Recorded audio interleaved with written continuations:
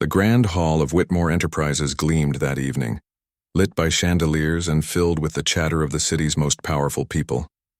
It wasn't just a business gala. It was a celebration of success, and at the head of it all sat Edward Whitmore, the formidable CEO himself. The wine flowed. The music played softly in the background and laughter echoed off the marble walls.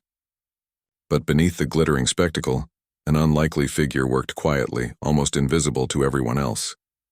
His name was Thomas, the company's janitor. Every night, long after the office lights went dark, he swept the floors, polished the windows, and emptied trash bins. Few ever looked at him twice. To the executives, he was just the help, someone to ignore as they passed by in tailored suits. That night, however, something extraordinary was about to unfold. As the orchestra played, Edward's daughter, Amelia, rose from her seat and walked to the piano placed elegantly at the side of the hall. She had been trained in music since childhood, but tonight nerves got the better of her. Her fingers trembled, striking hesitant notes. Guests shifted uncomfortably, whispering about how disappointing the performance was for someone of her stature. Edward's face hardened, his pride wounded in front of investors and rivals. Just then, Thomas appeared at the far side of the room, carrying a mop and bucket. He paused, watching the girl struggle, his eyes soft with understanding. He knew that look, the crushing weight of expectation. Without thinking, he whispered to himself, "If only they would let Chopin play tonight." Amelia caught the words. Her eyes lifted, meeting his, and in a half-desperate, half-playful voice, she said loudly enough for the crowd to hear, "If you play Chopin, I'll marry you." The hall erupted with laughter. Guests chuckled, assuming it was a joke, a way for her to cover her embarrassment. Edward scowled, mortified that his daughter would address a janitor in such a way. "Sit down, Amelia," he hissed.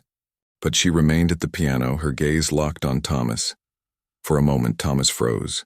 He could stay invisible as he always had, or he could step into the light. Slowly, he set down his mop, wiped his hands on his worn uniform, and walked toward the piano. The room grew silent.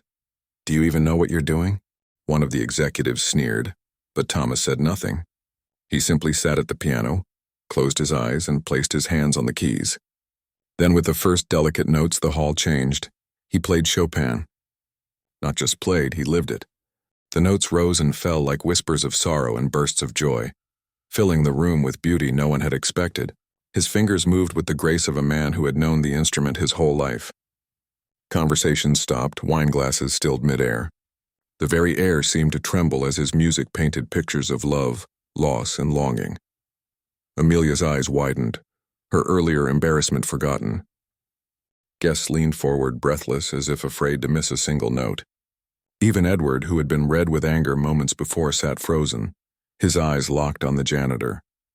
When the final note faded, silence hung in the air, heavy, electric. Then slowly at first, applause erupted. People stood clapping wildly, some even wiping away tears. Amelia pressed her hands to her lips, overcome, but Edward did not clap. He rose from his chair, his face unreadable, and walked toward Thomas. The crowd hushed again, waiting for an explosion. Instead, Edward stopped before the janitor and said in a low, trembling voice, "Where did you learn to play like that?" Thomas looked up, his eyes calm. "I studied once, long ago. Before life took another path." The CEO stared at him, stunned. He saw not a janitor, but a man of depth, talent, and dignity. His daughter had been right to notice him. The crowd began whispering again, this time not with mockery, but with admiration. Amelia stepped forward, her cheeks flushed. "Father," she said softly, "sometimes the greatest treasures are the ones we overlook." The room held its breath. Edward glanced at his daughter, then at Thomas. For years he had believed wealth and status defined worth. But here, in front of everyone, a man in a janitor's uniform had silenced a room with nothing but music. And for the first time in his life, Edward Whitmore, the unshakable CEO, had tears in his eyes. From that night on, Thomas was no longer just a janitor. He was invited to play at company events, his music celebrated by all who heard it. Amelia kept her playful promise alive, often teasing him about the words she had spoken. But in her heart, they meant more than a joke. And Edward, humbled by the experience, treated Thomas with the respect he had long deserved. The gala was remembered not for its glittering wealth, But for the moment, a forgotten man reminded everyone what true brilliance looks like. And as for the words Amelia had spoken, "If you play Chopin, I'll marry you," they were never forgotten. Because sometimes one act of courage, one song, can change not just a night but the course of many lives forever.